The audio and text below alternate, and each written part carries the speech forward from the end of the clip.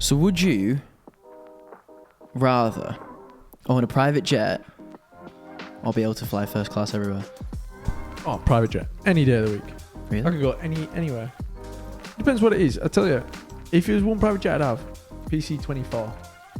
Can land pretty much anywhere. I have absolutely no clue what that is. Do you know Pilatus? Pilatus? I think I've said that right. Pilates? Huh? No, Pilatus. Yeah, it's a company that makes planes. No, I don't Swiss think I have. company. They make the PC-12 and they make the PC-24. PC-24's got a jet engine. Yeah.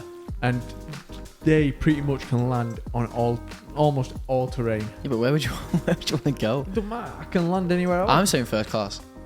First class? Yeah. Bro, imagine you go to like Emirates first class, British Airways first class. How is first class better than a private jet? Because I think it is. Private jet's like Private jet's cramped. your own. Cramped? Well, it depends what private jet. If you're getting a Gulfstream. No, well, yeah, but... Private's private. Right, I'll give you it if it's like one of them 767s that's been converted into a private thing where it's got like 12 bedrooms. Like Drake's. Yeah, literally. DJ Khaled's. Oh, yeah. They are cool, to be fair. How much do they cost, you reckon? He got it gifted to him. Who, Drake? Yeah, by Air Canada as a promotion stunt. That was literally the whole point, how we managed to get... What, were they going to retire one? Because that's usually the case, isn't it? Like John Travolta got gifted some sort of Boeing, didn't he, by Qantas, but it's because it's because it gone out of service. It's like, mate, it's all about publicity. Yeah, I'm not sure I'd want one of them. I think I'd want some a bit. Yeah, they're not fun to fly though, are they? Like if you had to fly it yourself, I'd want to fly like something that you can rag about and have a bit of fun in. Yeah. Well, I reckon if you're that much of a baller and you can spend something on that, just get yourself a little fighter jet or... That's not what I was expecting. Yeah, it's a little to rag about. Just buy yourself a tornado. Do you know what I mean? Can you imagine if you could? But yeah, apparently you can get F-16s. Just now, civilians can buy used F-16s now. Only recently. I'm alright, if to I'm be not fair. What do you mean you're alright? You wouldn't get one? Not that asked. Oh, mate. Imagine you just say, you fancy going France? Yeah, alright. Yeah, just jump in the fighter jet. That's boring though. What? Because you'd be there in like 1, you'd be there in like 2 minutes. Where's the fun in that? But on that note, welcome back to the Wingin It podcast. Number one aviation. I'm not gonna podcast let him answer this one because I'm right. I'm not. Welcome back. Today we are going to be discussing a fair few topic points, so we'll probably be bouncing around from subject to subject. But the first one I think we should start off with is you flew a Wingley flight.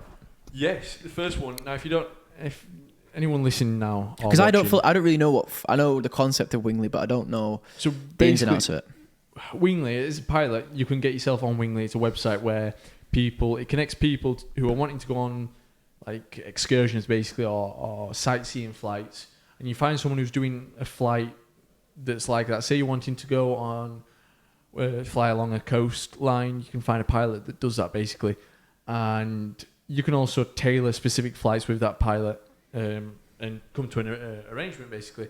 Obviously, this helps with our building. Any students out there, and basically you can build your hours for a lot cheaper. Yeah, so I guess obviously you cannot earn.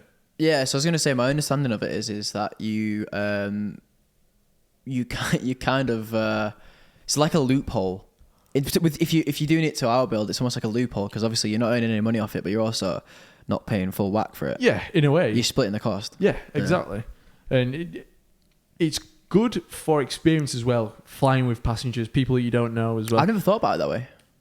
Yeah, you definitely start to build up because I tell you, and I've done this with even people I do know, but it can still get a bit weird because it's not your friends. You know, I've done flights outside of Wingley, and it can be awkwardly quiet in the cockpit. I was going to say, like, what can you talk about? And you're just like, just flying along, especially if it's a leg like over a land for about 20 minutes before you reach the coast, for instance. What would you I guess you almost have to be like a presenter or like a tour guide. Literally. Yeah. I'm flying along and going, as you can see over there, that's Gull.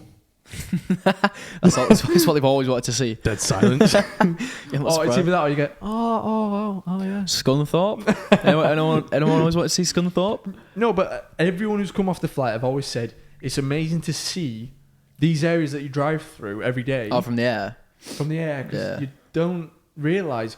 Somebody said, one of them said yesterday, I can't believe when you drive here, it feels flat. When you fly over it, you can see all the topography and everything, and it's a massive word that for you. Topography. Jesus, I'm getting deja vu here. But yeah, you see all the hills and everything. You don't realise how hilly it is. But I get that. When I flew over my house, I mean, I know it's hilly by me, but I think when you get used to a certain landscape, certain kind of area, you don't really realise the true topography. So like as soon as you flew over it, I didn't realise how gorgy my valley was, because everything's from the air. It shrinks, doesn't it? So everything looks more concentrated, and therefore, like what seems to me like kind of like a wide valley, it's actually really narrow and thin and stuff. Yeah, and you can quickly cross the valley in a plane. But then what's also scary on the opposite side of that is that if you had an engine failure, I know we talk about engine failures quite a lot, but like when you're on the ground, like driving around, you could be like, oh, I could land in that field. I could land. And then when you actually get in the air, you go, bloody hell, I wouldn't even consider landing in that. No. Even though you could do.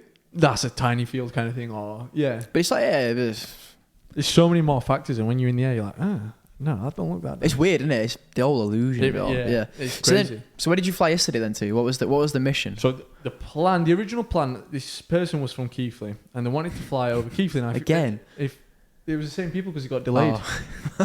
How are you meeting all these people from Keighley?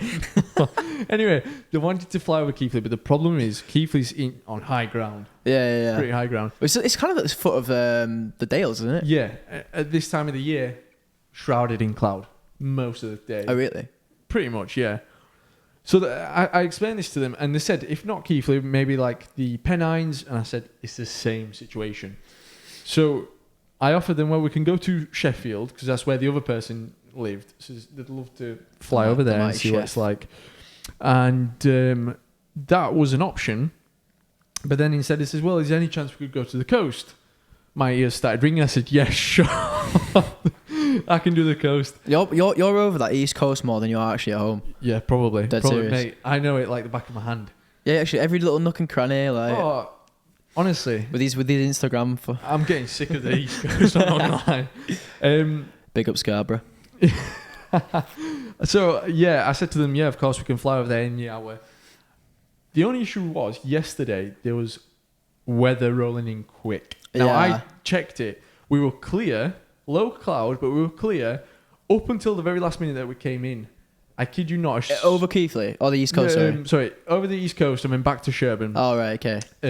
Via York though, so I showed them the Minster and absolutely loved that. No, if you haven't flown over the Minster over York before, seeing the Minster from above, it's still massive, isn't it? Yeah, but it's still massive. It's an impressive view, I gotta admit. You can see it when you take off. When you kind of like on the way to the East Coast from Sherburn, you can see it when you take off because it's that big. Yeah, and York's that flat. Yeah, but yeah, no, we returned to Sherburn.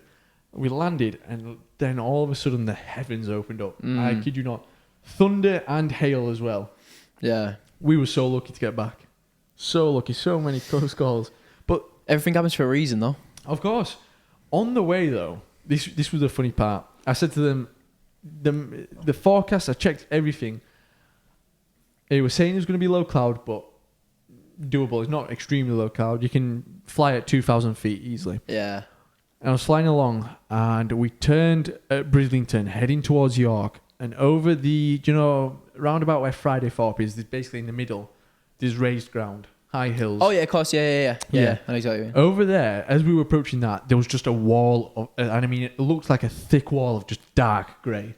And I'm thinking in my head, oh no. Yeah. What do I do? Because it was all across. When their cars parked back here and stuff like that. Yeah, honestly, it was all across. And I was just looking at it, and I'm like, oh God, I'm going to have to turn back around. Like, what do I do? Where do I land? I'm thinking all these options in my head. At the time, I'm on a basic service with Humberside. Would I be able to cut across the Humberside if need be? So I was thinking all this stuff. And then by the time we actually reached it, it just dissipated within seconds. Yeah. It was just clear. So I don't know what kind of illusion. And he kept doing that. So he did it again at York. And as soon as we reached it, disappeared, clear. Yeah. And you could see for at least 10k, I'd say. You're basically chasing storms. No, the storm was coming against me, technically. So it just didn't make sense. It baffled me. Maybe you just got a good aura about you. I'm pieing. You actually are. You're like Moses. Like Moses with a C. Not Moses, Mateo. But yeah, that's quite cool. That, but I don't know if I'd have the confidence or the. Yeah, I think the confidence is the right word to be like, oh, you're right, man and shaker, blah blah, hop in, and go. That was the other thing. So a lot of people at the everyone when I got back off the flight and said, oh, it's been a pleasure to the passengers and everything, because they were really nice, and I said goodbye, and everyone were asking, oh, how was it? Yeah. How were the people and stuff like that. I said, you know what, they were really lovely, but that's one thing that everyone said, I don't know if I could do that because I don't know the people. I guess if you just get off of the it's that first it's like a mental block, and because I don't know if it's much of a mental block because it'll always be there. You don't. No, but until you do it that first time though. Because it's not the same passengers that are coming on. No, of course not. But I think for me, it'd be the mental block of it's a stranger, and I've got the life in my hands, basically. Oh, I wasn't worried about that. I was worried about what if they're a risk to me and the aircraft and anyone else below. Because if they knock me out and take control of the aircraft, yeah, you laugh, but it's a serious thought. No, you don't know who's coming on board. Do you really? It might be in a Netflix documentary in like a couple of years. I mean, it'd be interesting to watch. Have you ever heard about the story? It's just such a tangent. Have you ever heard about the story about that ground handler over in Alaska? And he in Seattle, and he nicked that plane. Seattle, but it was Alaskan Airlines for sure. And and he basically hijacked the plane, just took off, and then was just doing like loop-de-loops with it. Yeah, I watched the full news because the news were showing it live broadcast like, and everything. And we were doing loops. Crazy. What was it? It was like an ATR or something. Was it an ATR? It was it was propped. It was prop plane. Yeah, it was like an ATR anyway. But everyone's like, how on earth did he know how to fly it? Bro, I do not know. But it was. It was crazy. It was really scary. He flew into the island, didn't he?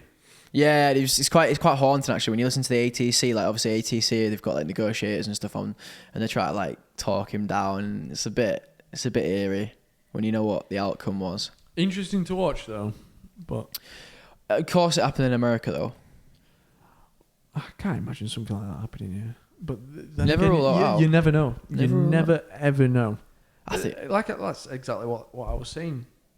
It's just one of those situations where you get somebody on board and you just don't know who you're getting. And that's why a lot of people are not happy about doing Wingley as a pilot. Yeah, I get it. I'm probably, I completely understand. I empathise. Well, not empathise, sympathise, whichever one the right word is. That's why sometimes you can be picky with your passengers. I know they said to me, tried 6 different pilots. Really? 6 different, yeah.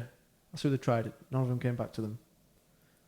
I must say, you are the first person that I've known, or even like kind of spoken to, who's actually carried out a Wingley flight, because it gets thrown around quite a lot, but I've never actually known anyone do it, or even take part as a passenger. I don't think I know anyone either. My boss at work, my old work, he keeps pestering me. He's like, let's go flying. I'm like, I'm cool. We can go flying, but I need good weather. Because he's like, can we fly to like France? Can we fly to the Isle of Wight? Can we fly to the Isle of Man? I want to be sure, because he's a chef as well at heart. He's like a chef. That's his background. He's like, I want to fly somewhere that's like really nice food stuff. And I'm like, I hate to break it to you, that's going to cost. Well, it is. But then also, name me an airfield which has something close by or at the airfield that is a very nice restaurant. Or it's decent. Like I could some cafe food is nice. This is probably the only place I know. Yeah, but we're based here. No, I know. No, this is what I'm saying. This is the only place I know where you can there's a restaurant that's decent. Yeah, I get what you mean. Again, shout out to the motorists for hosting us. Thank you. And check them out on IG. IG. But yeah, he goes. I'm like, if you, he's like, but can we? He goes, Newcastle. It's so nice. There's loads of stuff at Newcastle. I'm like, To be fair, have you seen Landing Fee at Newcastle? it's massive, isn't it? Yeah. Yeah, I've got a mate who flies out there. Flies out there. Yeah. And he's paying like 30 quid every time. He's paying like 25 quid every time his wheels touch the floor. Yeah, it's touch and goes. Yeah. I'm like, look, if you want to pay it, I'll fly into Newcastle, but I'm not flying into Newcastle. And also the airport's a little bit out of the city. Yeah, I was just about to say, And like, he's like, same with Edinburgh. He was like, oh, can we fly to Edinburgh? I mean, you can do. Mate, don't ever fly to Edinburgh. £1,000. Yeah. Compulsory handling. It's just so people don't even bother considering it. But yeah, I was just like, mate, I was like, you find me an airfield, I will fly to. I'm not doing the groundwork for you, mate. Do you know what I mean? Yeah. I'm up for it. Yeah, but you're splitting the cost, aren't you? Yeah, but still, I'm not gonna go. Yeah, but I wouldn't know I wouldn't know what was a good restaurant or not. He said he came over all the way. Apparently, there's a. He goes to me. Oh, I was up your ends the other week, thinking back home, and he meant here. And he basically travelled all the way from Halifax to come get a Sunday roast from supposedly one of the best places in the UK to get a Sunday roast around here. And he goes, Really? terrible, absolutely terrible. Don't know why I travelled all the way. I was like, this is what I'm scared of. If I was to go, oh, that's got a nice cafe there. That, do you know what I mean? Go all the way there, and he'd be like, oh, it was horrible. That. Well, let him decide then. That's what I'm saying. But he's not. He's just like, let's go flying. Well, I'll take you bloody flying, mate. But yeah, that's what it's one of them things that talks about. It'll never happen. Yeah, no. But that was funny. Set of circumstances that he still bangs on about. He's been banging on about it for about 6 months. It's one of those. I'm just like, I can't be arsed. I really can't be arsed. I think at the stage now with winter coming, I just want to just keep current and that's it. I'm not bothered about going necessarily to. Because I think you just bank it like.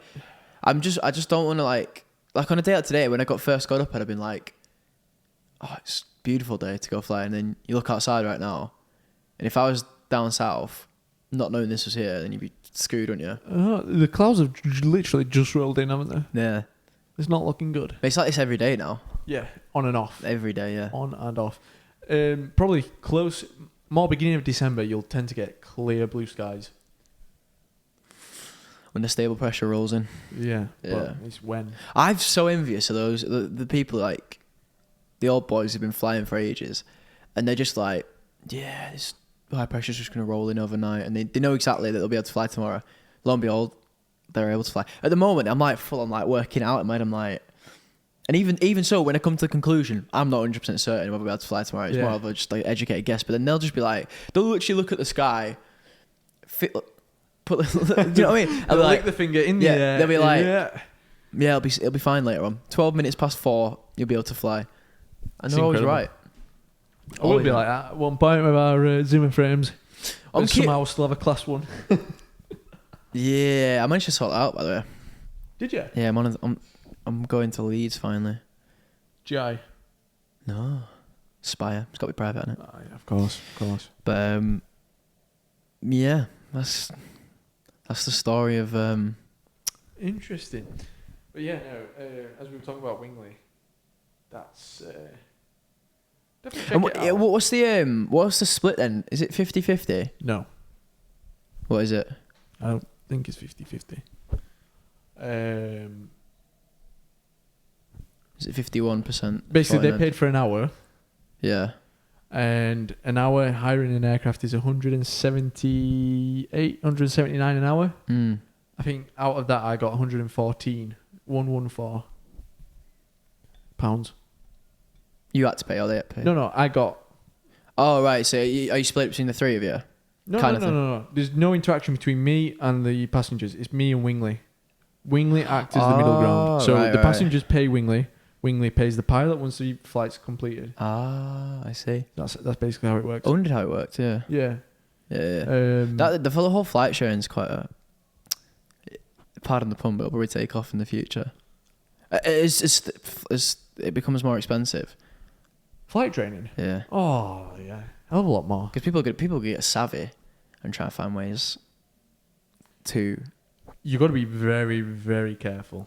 Oh yeah. Very careful. There are so many rules. It's like But it's like there are rules, but it's like the line between rules is like that thick. Oh Like, yeah. when do you cross the line? When? Yeah. There's no set. I don't know. I know most of it's like a judgment call. I was told the other day. So you know, Sherburn as an aero club, they're not actually allowed to do experienced flights From the club. Yeah. And now you're thinking, hang on, I'm pretty sure they do. They don't. So how it works is that experienced flight on number 3. So the third objective of getting your PPL is, how is it worded? An experienced flight. Basically, that's how it's worded. It's worded different to an experienced flight, basically. So that's what it's actually called. It's almost like a lesson. So yeah, it's classed as a lesson technically. It's so weird how it has to get around that. But why, because they're not technically allowed, or they haven't got the license. Yeah, almost. the license basically to do excursions and sightseeing tours, which is what it'd fall under if it was an experienced flight. Bonkers. Yeah, even though you as a wingly pilot can do that, it does not make sense. Mate, honestly, that's the CAA thing. this It's like such a big grey area. it's like it always feels like, so setting aside my actual training, it always feels like I'm trying to fight something like about legislation. Yes. Like honestly, I don't think I've ever had a smooth ride. And do you know what part of me is like, maybe it would have been easier to go integrated. Maybe it would have been easy to go integrated. Do you know how many times I think that to myself? Because they sort it out. That's what you pay for essentially. They sort everything out for you, and you just sit in the plane, do what you need to do, and then the only problem with that is you don't get the experience flying. You don't No. truly learn. I think come the end of this whole experience, don't get I'll an be SCP. grateful. No, but I mean, come the end of this experience of going through the modular process, I think I'll be grateful for it. Oh yeah. But my God, it is stress inducing. Stress inducing. And it That drags. period when I went away, and it was in the midst of the Brexit situation between the CAA and EASA. Not one of them knew. I don't know if I've spoken about it before, but not one of them knew what the hell was going on. I was getting bounced from department to department. It'd take them 3-4 weeks to reply to emails, and before I got a dead straight answer, 3 months it took.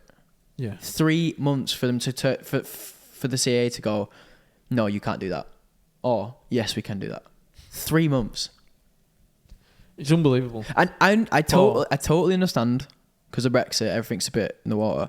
Yeah. But just tell me the worst case scenario, because then I can plan forward.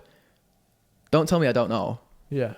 because for me, I'm just like, well, that can mean all sorts. Just tell me the worst case scenario, and then if it changes, and it's for the better for me. It's tough because I don't even know what to say to that.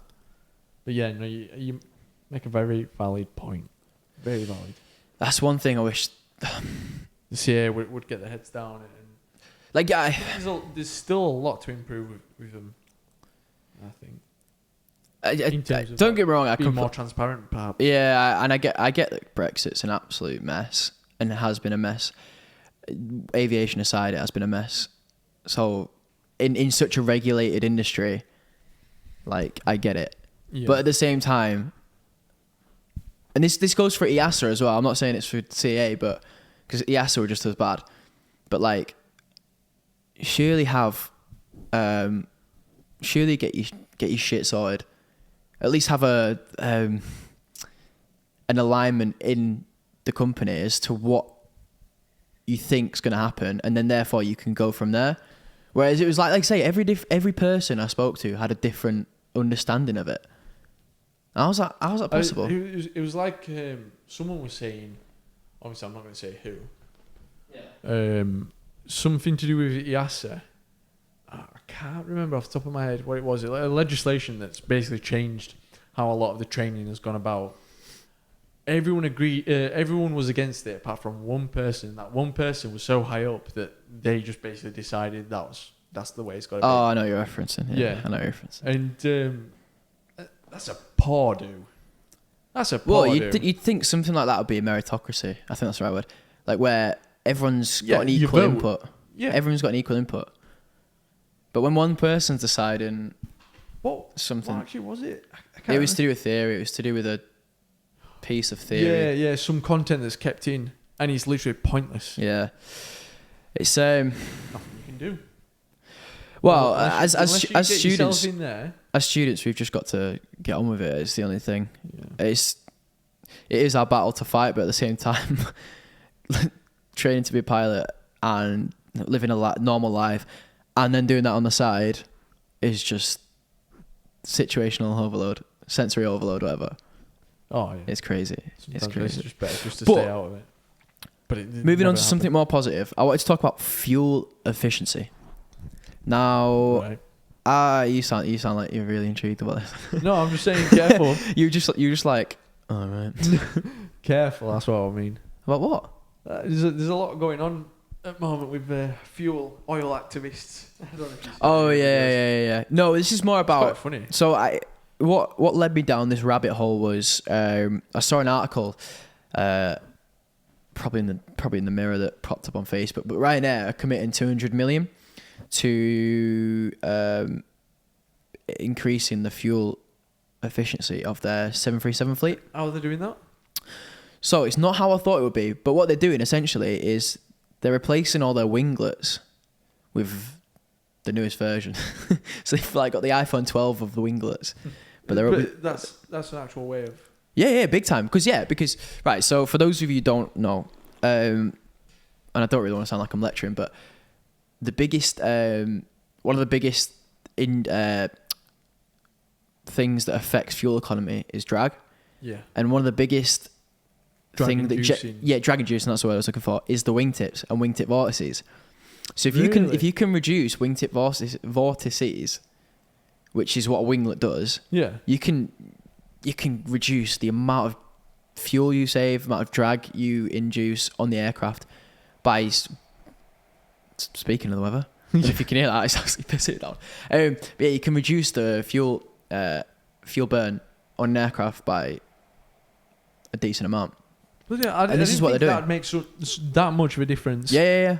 That's why every aircraft you look at now, even if it's an old one, they've got some sort of winglet A lot of the device. airlines have got a lot of pressure now on them to do that, to change that. Yeah, with all but- this activism. But it's in their for an airline like Ryanair, it's in their interest, right? Oh yeah, Because money. it's in everyone's interest actually saying that, because if they can reduce fuel burn, they're going to bring down their price. Ryanair will do that, because now I think with competition, everything's getting tighter and tighter and tighter and tighter. And I don't think Ryanair's in the position where they have to earn more money. I think they'll lower their ticket prices, which in turn will Make more people fly. make more people Yeah, fly yeah. with Ryanair, Yeah. which will bring more than what they would if they didn't drop the prices. Yeah, it's in just, my opinion. but it's the same with every airline. It's the same with every low cost, and to be honest, it's the same with every airline. Just different.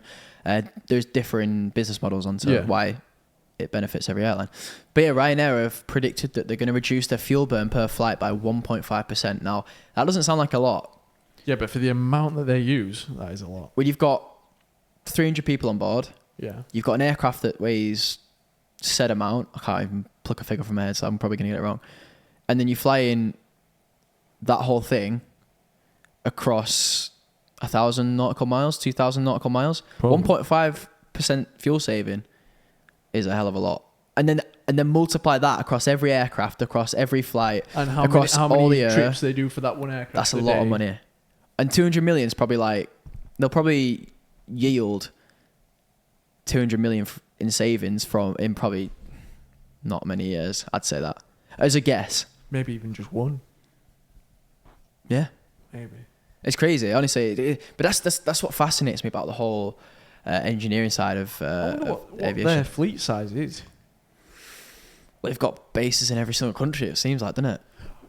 I've got some good news. So you know Doncaster Airport's closing. what? Hang Where's on. this going? You heard of it, haven't you? What, Doncaster Airport? Yeah. Yeah, of course. It might not be closing anymore. Oh, Yeah. So apparently during the last few months in the consolidation period from the Peel Group, Emirates, as a quiet bidder, put an offer in. Emirates. Emirates. Dubai Emirates. Emirates. Yeah. Dubai Emirates. Declined. Peel Group said it wasn't big enough. So apparently a consortium of airlines have come together and they're planning on buying it now, keeping it as an airport. And a lot of people are thinking it's the Middle Eastern Airlines together are purchasing Doncaster Airport, which makes sense because it's the longest runway in the country and can easily hold a A380. Wow. Yeah. That makes a lot of sense. That makes a lot of business sense. That's currently happening now. That's interesting, you know. Oh, fingers crossed. Because- I do want that to happen. Because as well, if you think about it, yes. Imagine flights to Dubai from Doncaster. Yeah, but it's like it's what Emirates are doing with doing in Dubai. So they're moving from DXB to the new Dubai World Trade Center, or what they're calling it. They're making an airport that's like 3 times the size of the current DXB, and they're just going to operate out there. All their income now for the whole country is starting to wind down on oil and more on tourism. Yeah, no. It's the biggest industry is tourism now. Yeah. That's insane. That's what I'm saying. And that's why they're putting so much on a thing. But I don't think they own other airports apart from the Dubai one, do they? No, of course not. But what they'll do is, though, the thing is the UAE is very interconnected. Like everyone... Yes, it's in the middle. But like Dubai, Abu Dhabi, Qatar, all these people are kind of part of the same... What's the word? They're not same family, but like... That's how it runs. It's like the royal family almost. So like the Sheikh of... From my understanding, the Sheikh of Abu Dhabi is kind of related to the Sheikh of Dubai. United Arab Emirates, all one. Yeah, it's a weird situation because Dubai's like, it's a city. They're almost like city states. It's weird. Yeah. So that is heavy rain. That is heavy rain. We might have to keep this podcast going for like 2 hours until we don't have to leave.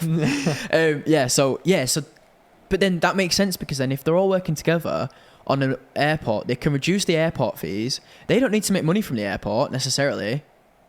They can make the airport as high end as they want.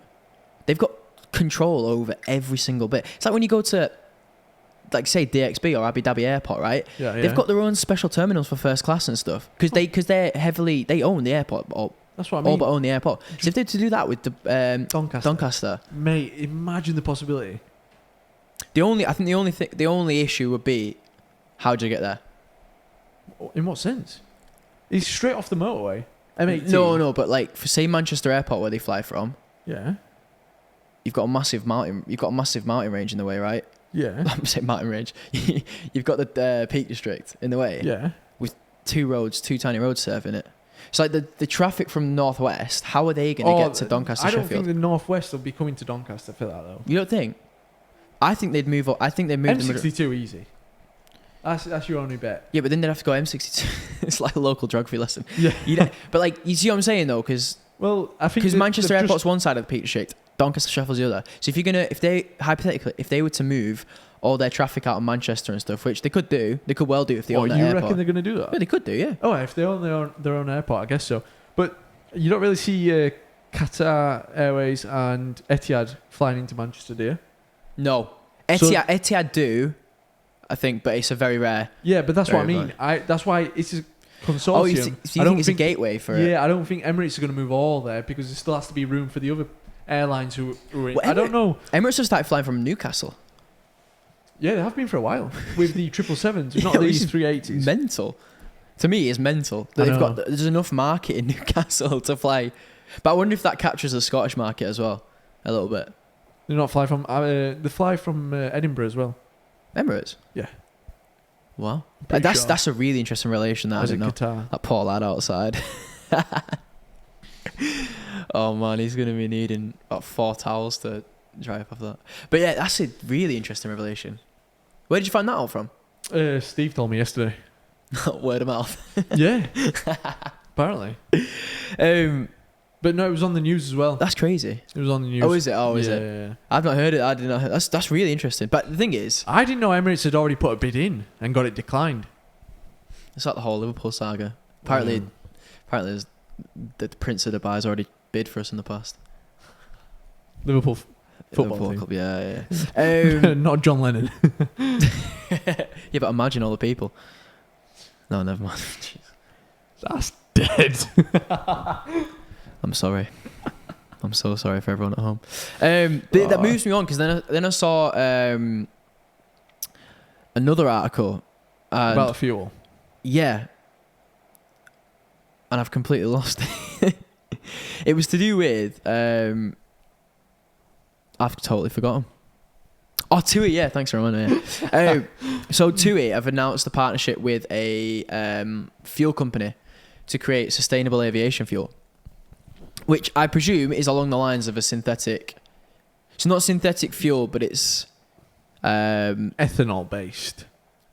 Might not be. I don't fully know, because they've not really released many details on it. But TUI have announced that they're partnering with a sustainable fuel company to cut fuel emissions by 80% compared to kerosene. I know we talk a lot about low-cost airlines. TUI don't really seem to be one. I don't understand. Are they a low-cost airline? Or? I tell you what TUI used to be like. First Choice. Do you remember First Choice?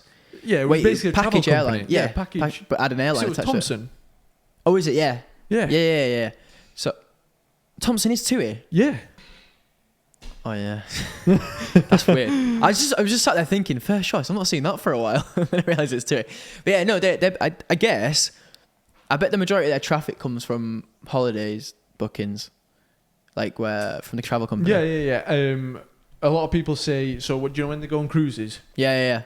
They fly out with TUI Yeah. So that's what it'd be like. to certain places. But I Then think they're moving more. packages. I think they're moving more into the. What's the word? Package holiday. Obviously they're an sector. airline. But I mean, like, you can just book a normal flight with them, if that makes sense. Oh, so they're just doing flights, charters. They're moving more to that way. Obviously, there's still a massive part of their. Because I know Jet2's got their own. Yeah, it's like the Jet2 package holidays. Yeah, stuff Jet2 like that. holidays is separate. I think that's what they're probably moving to more to, if that makes sense. Yeah. But But then they but start it's- competing with the likes of Ryanair, EasyJet, BA. I don't know. Do you know what it is? I tell you what it is. It's a mixture of the low cost model and like the Package holiday model. No, and the hub model like Emirates run.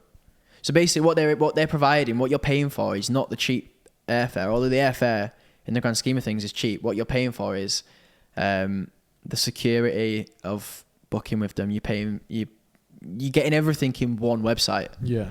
And so, like with BA, for instance, if you were to book a flight, I don't know, to some random American city, what they'd do is you'd be able to book that through. This is how they do what they do with code shares. You'd be able to book it through the website, and then the website does everything for you. And what you're actually doing is you're getting on a BA flight to America, somewhere in America like New York, then you'll be getting on like a United flight. I don't know, it depends what airline, but you'll be getting on a United flight from that to the random city in America. Yeah. It's that concept, but applied to a package holiday, if that makes sense. And I think that's what TUI is, and it's to an extent what Jet2 is. But what I'm trying to say is I think TUI are moving more to Jet2, where you can just book a flight with TUI, and that's it, and you're on your way. Yeah. That's my understanding anyway. Put it that way. No, that makes sense. I think, speaking about like low cost and just general flights, BA, I don't know if we mentioned this before in a previous podcast, BA are bringing back short haul, like the BA City Flyer that you used to have. Yeah. So apparently they're bringing that back. Don't know when, but a lot of them are coming back, like I think Flybe. Yeah. Do you know what? I think this links the whole sustainability, fuel efficiency argument, because, like in France, short haul flights were banned. If you can make, you know about the train. Oh yeah. So in France, I think by law, if you could get to a destination within 2 hours on train, it's around 2 hours. The government banned any airline from operating a flight, and that's obviously down to. But that's the only reason why is because I think the train services in mainland Europe run a lot smoother and better than over here. Yeah, of course. But more what I think, but there's that, but also it's a lot more fuel. Yeah. Fuel friendly. Yeah. It's a lot more efficient. Some of them are electric. Yeah, exactly. But this is the thing: if aircraft start using sustainable fuel, and this goes hand in hand with airports streamlining, yeah, mate. Trains will never go out of fashion. But what I'm saying is, no, they might become obsolete. I'm not gonna lie. No, never. For passenger. Yeah, never. No, maybe this. Is what I'm saying the long distance, semi long distance. I think There isn't really any long distance now, though. No, but say you're going from Manchester to London, right? Yeah. 2 hours on a train, 2-3 hours on a train. But in a flight, 40 minutes. If you can get through the airport in 20 minutes, 30 minutes, then on a 40-minute flight, then like in 30 minutes back into the city centre. Yeah. That's what, half the time. And if you can do that without in a more environmentally friendly way than a train would be, absolutely no brainer. I mean, I tell you what, one way of making it more successful, like national flights and everything, really short haul national flights, is buying the rights to all the railway lines in the UK, making them privatised so it's just for freight, have priority, meaning passenger trains are going to be a lot slower. And if you own an airline that does mainly national flights there and back, it's game changer, isn't it? Yeah. No, I think it's going in the opposite direction though. Trains, they're all getting nationalised. I think that's the move. Yeah. But it's an interesting concept. It's an interesting concept though, and it's an interesting thing to think about and whether it'll be and how it'll be affected. Really interesting. Yeah. I think we're in a weird situation with us being on an island, on a pretty small island. And yet, most of the land is uninhabited, you know. It's funny. Yeah. Very weird. I'm still blown away about the Doncaster-Sheffield thing. Yeah, mate, fingers crossed that happens. Imagine if that's a base for Middle Eastern airlines and you can get a job there, but where we live here. I don't think it'd be a base. Why? They own it. Tell you what it might do. What? Might open up a market to the US. They could use it as a bridge because I know they can fly. They can fly direct to the US. Yeah, but why would they do that? Because then they get the British market. They can access the British market to the US. You know, something like this isn't what's happening here in Europe. Stuff like that is illegal in the US. As in, so you know that like a British company could go to Spain, for instance, have a base there. Oh right, yeah. So I think Jet2 work like that. Ryanair, EasyJet, most of them got bases over there. Is in where they register their aircraft and stuff like that over there? They don't even have to register. They just have a base there. Yeah. And they're basically taking a market share. Basically, base. So. You had to interrupt me for that. Sorry. But they take a market share in that country away from the national carriers. Oh, right, okay, yeah. You know, in the US that's illegal. So they tried to sue, the FAA tried to sue Qantas for doing that. Or was it Virgin Australia? No, I think it was Qantas. Maybe Qantas, Virgin Australia's domestic. Earlier in the century, I think early 2000s. Early in the century. Make us sound well old. Yeah. Apparently they tried to do that and set up a base in the US. Even though it was never proven. So they took them to court, never proved or anything. I didn't go that. through. But yeah, it's illegal over there, but it's legal in Europe. That'll be to do with the EU though. Most of Europe is like that. No, but that's what I'm saying. Yeah, but it's the only place in the world. Yeah, no. Europe is like that. No, but I think it's something to do with legislation from back in the day. What I'm saying is, will that be fair for a country outside of Europe to do that though?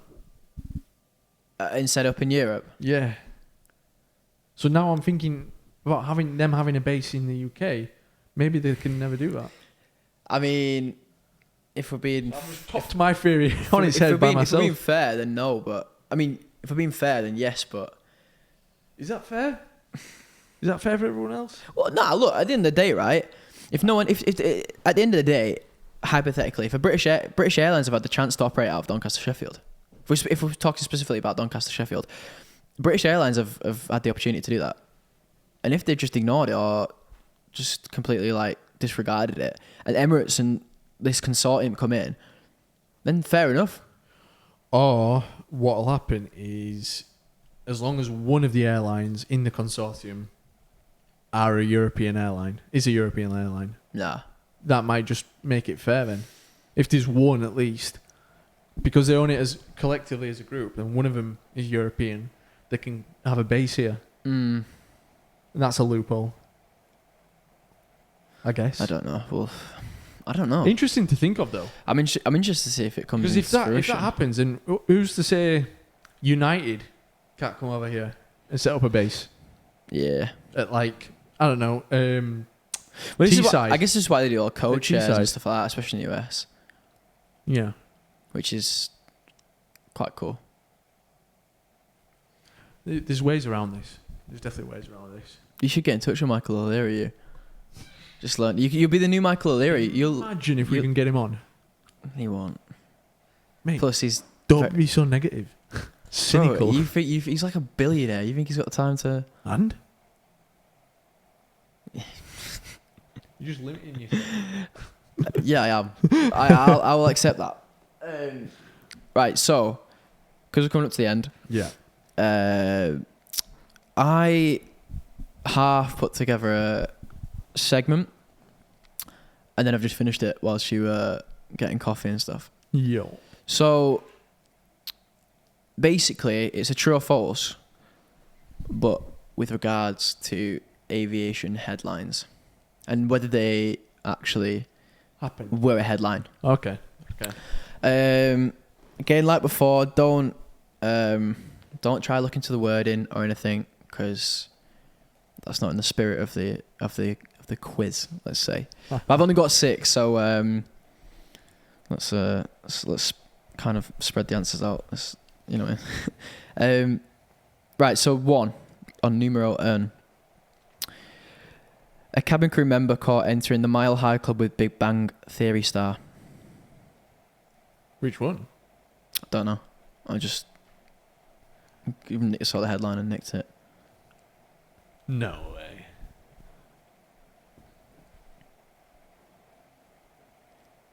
Yeah, but he's a Hollywood actor.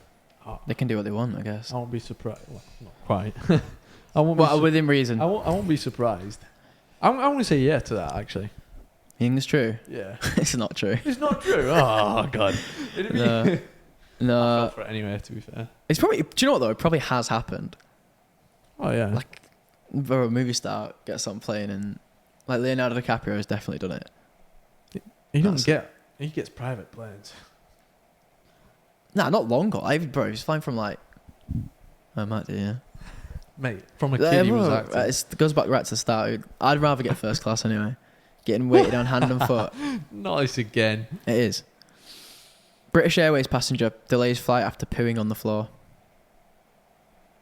That's true. Mate, I don't even have to think about that. 100% that must be true. You think? British Airways though? Yeah. Well, you are correct. I told you. An unhinged British Airways, I knew that. An unhinged British Airways passenger took travel chaos to new heights when he defecated on the floor of a plane and smeared it into the seats. Oh, what is wrong with people, honestly? The unnamed passenger inexplicably flipped out in protest moments before flying from London Heathrow to Lagos, Nigeria.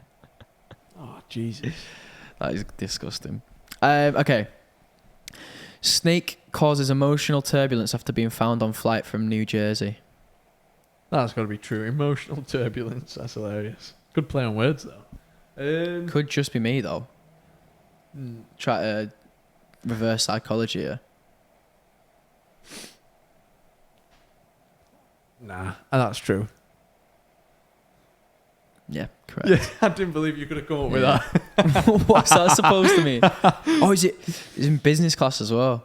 The unexpected appearance of a live snake on a plane caused some turbulence among business class passengers Snakes aboard on a plane. United Airlines jet. That's funny. I'd crap myself. I hate snakes. Nah, I'd wrangle it. So you said to me in the plane the other day, to my mate, you went, "Oh, just make sure you check for no spiders in the plane." Yeah. When he goes to Australia, why would there be spiders in the plane? Mate, in Australia, spiders hide everywhere. Have you seen the size of your face? Yeah, but I'd have one. Imagine you're flying along I'd there have and that bang, spider. I'd on genuinely you. have that spider. He's like munching on your eyeball. He's not going to be munching your eyeball. Mate, have you seen the size of him? I couldn't care less. Ah. My foot would be stamping on it. Yeah. That's what I'd be doing. Yeah, of course. That's what I'm saying to you. It's not going to munch your face off, is it? Anyway. Do you want to bet? That's another story. That's another argument for another time. Off camera. Number four. Pilot breaks leg after co-pilot accidentally leans on the controls. Nah. What do you mean brakes? Like after I presume the pilot, the Accident. co-pilot's like leant on the controls and like either put it into a nosedive or something by accident. how can you break your leg? I mean, If he's not seated. yeah, but how can you not react quick enough, even if you're on it by accident? No, because if he's fallen over. On the controls? Oh no, I mean on the controls. Yeah. How can you not react quick enough to? Yeah, but all it takes is that sudden change in. Is it that Orientation. sensitive? I don't know. I'm just reading out a headline. Nah, it's false. You sure? Yeah. Yeah, correct. Yeah, I'm gonna say, man. I thought that'd get you actually. I'm not, can't lie. I was reading it going, here we go. Here we go. Right, question. What's 5 in Spanish? Oh, That's German, bro. Spanish. I don't know. Cinque. That's just in Italian. Oh no, cinco. Oh, is it cinque? Yeah, cinco. Yeah. Right, number 5. Drunk passenger removed from flight after shouting, "Big up Scarborough." That's true. That's on the Ryanair flight in Manchester. Wait, how have you seen that? I saw that. Oh, That's hilarious. I tried to lay the seeds earlier as well. Imagine you're going around shouting, "Big up Scarborough." Apparently they were smoking and stuff as well on board, and then obviously Scarborough. Yeah. You'd be embarrassed to admit that if you're from Scarborough. I've never been to Scarborough. I've flown over it, but I've never been. I've flown over it many times. I don't- Castle looks nice. I don't think I miss Right. much. Final one.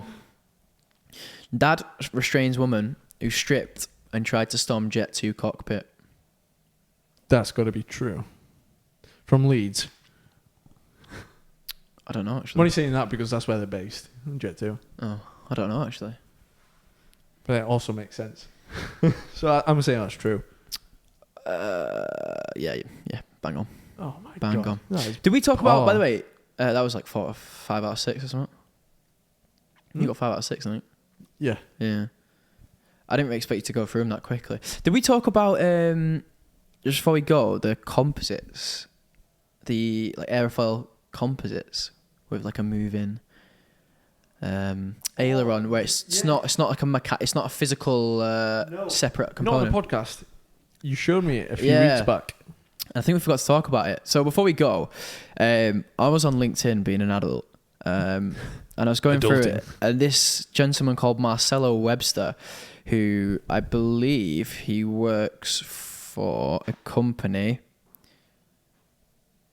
that deals in composites, obviously. It just says composites and shit. This is going so well. So the article / post read, the Flexifoil demonstrator by Winglet Specialist Aviation Partners Incorporated and a joint venture with partner FlexSys, which I think stands for systems, was displayed. Oh, it's in 2016 National Business Aviation Association show. So Oh, it's quite a 6 while years back. ago, yeah. But basically, this piece of technology is described as a variable geometry control surface, which I'll whack a thing up on screen if I remember. But it's essentially like one aircraft skin, almost. Yeah, there's no And- like seams or anything, is there? No, other than where the aileron needs to move or flap or whatever it is. But basically, it's one. It just looks like it looks like the wings in a morph suit. That's the best way to describe it. Yeah. It's so cool. How does that work? Because when an aileron moves or a flap, the air goes through Yeah, the gap. Isn't that supposed to happen? Yeah, what do they call them? Anti-balance. Yeah. Anti-balance, yeah, Isn't so- that for a reason, though? Yeah, I can't fully remember off the top of my head. But yeah, you're right. So obviously they've engineered some sort of way that to get around that.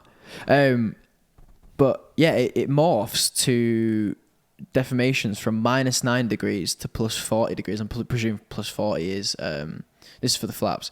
+40 is like obviously your typical flap positions, and -9's up, I guess. So something like a slat maybe. Yeah. On the front side. But yeah, I thought it was really, really interesting because that's going to reduce, and this again links back into the whole fuel and sustainability There's a lot. argument. Yeah. That's going to reduce drag by a decent amount, There's a lot and of it looks a hell of a R&D lot cooler. going into Yeah. a lot of this, which makes sense. A lot of it's business as well. It's all for business jets, which you should think. Here we go. Yeah. So it says Flex Foil, which is the name of the thing, also permits discrete span-wise twist of the compliant edge at high response rates to reduce induced drag and withstand external loads, air loads and inertial loads. That's very interesting, that. But that's something I'm going to have to look into because see how it's progressed. Because obviously if this was in 2016, I didn't realise it was so long. If it's actually been used as well. I can imagine someone like, I don't know, Bombardier or Gulfstream using it. Perhaps. But yeah, but that's what I'm saying though. If they start using them, then the parent companies of Airbus and Boeing are gonna. What do they own, like Gulfstream? Bombardier. I know Embraer. Yeah, well, that's what I meant. Like, if the smaller business jet companies, It'll always start on the smaller stuff, and if it's successful on them, then they'll develop it for the larger. mate, planes are gonna look sexy in the future. I tell you that. 757s, bring them back. I'm gonna end it on one thing. I just hope that they bring back Red Bull Air Races. I can't say I've ever watched one. You've never. It's basically like extra 300s. Yeah, no, I flew them on FSX, but they did my head in because they move so quick. Yeah, but like, imagine if we could set up a show here for the whole of Yorkshire, because the Vale of York and the different checkpoints is one here, one at Humber Bridge. The York GP. Imagine how cool that'd be. Can I be controversial? Go on.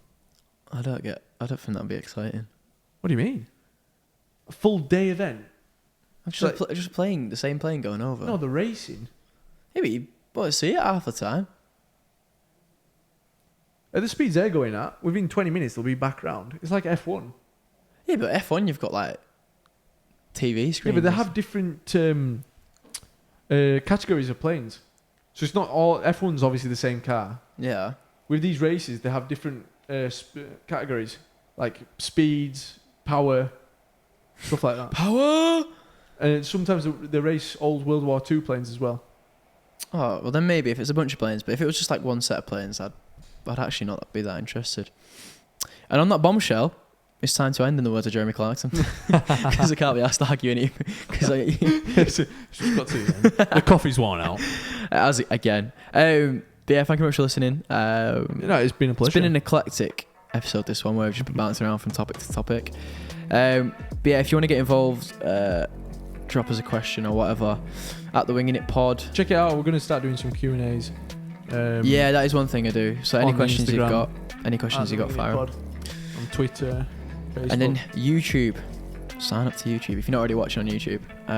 That is just at the Wingin It Studios. Now they've got handles. Or just type in Wingin It or the Wingin It podcast. Probably. We're not winging it with Paul Lucas. I'm just saying. Why have you said? No, I said we're not him. Yeah, no, because then anyway. Adios. Oh wait, you said we're gonna learn some new word, aren't we? What word? Ciao. No, it's too easy. What's French goodbye? Au revoir. We've used that. Have we? Yeah. I don't think we've ever spoken French. Me have. Trust me, I'm multilingual. I got one. Yassas. Au revoir. Yeah.